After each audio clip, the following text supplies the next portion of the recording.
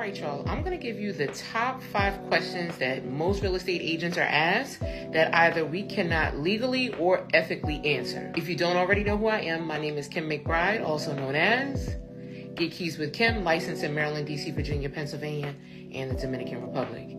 So let's get started with number 1. Is this neighborhood safe? So there is something called fair housing.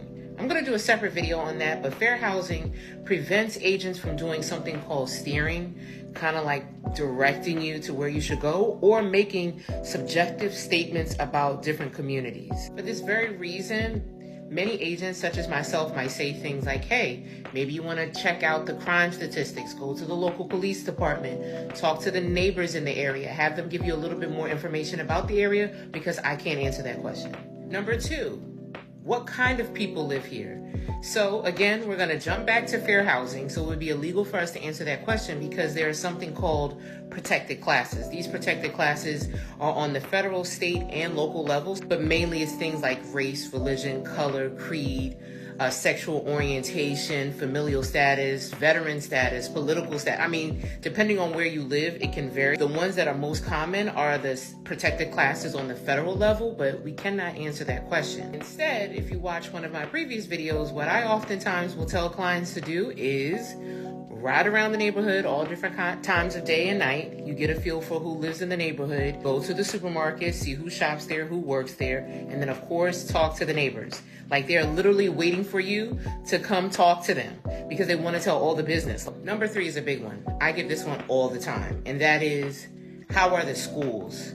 Another question that can lead us into fair housing territory because it could lead to indirect steering, right? So instead, an agent might tell you to contact, the local school board, speak to parents, join discussion groups and PTA groups in the community in which you plan to live. There is a website called greatschools.org. Like, I'm on the fence about great schools. Sometimes it's good, sometimes I go to US News? I think it's US News, and it talks about like the best high schools, best middle schools, best elementary schools in the country. So that too may be an option as well. So number 4 is a controversial one. This is like if somebody were to ask, like, are there ghosts? Are there snakes in this house? Did somebody die in this house? Was this used as like a burial ground? Like questions like paranormal, stuff like that. So that is another question that ethically it's not illegal, but ethically we cannot answer. So specifically in the state of Maryland,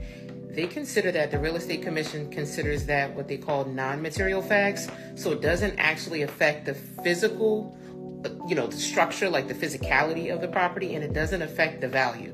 Now, you may feel like it would affect the value, right? You might think that it may cause the value to go down, but technically, because it's a non-material fact, it's not something that even if an agent knew, whether they are the listing agent working for the seller, or they're the selling agent or the buyer's agent representing the buyer, it's not something that needs to be disclosed in the state of Maryland. Each state has its own rules and regs, so you may want to ask your local realtor or contact the board of realtors or the Real Estate Commission in your area for further details. And finally, number 5, this one kind of falls into that fair housing again. It's closer to steering because it's more of personal opinion.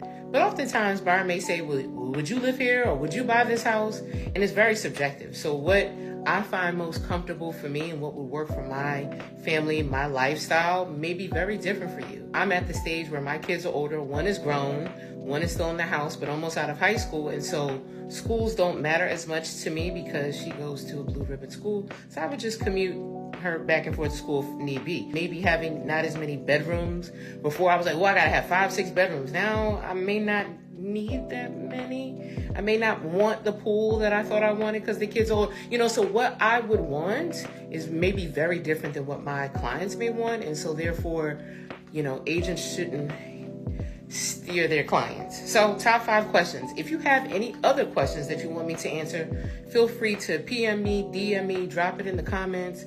I'll definitely be sure to get to it and, feature it on one of these. I usually call them car confessionals, but today I'm out showing houses, so you got me. Nonetheless, you know what to do. Hit that like button, drop a comment, share this with a friend, come back, and then have a blessed day on purpose. Make it a great day. Talk to you later.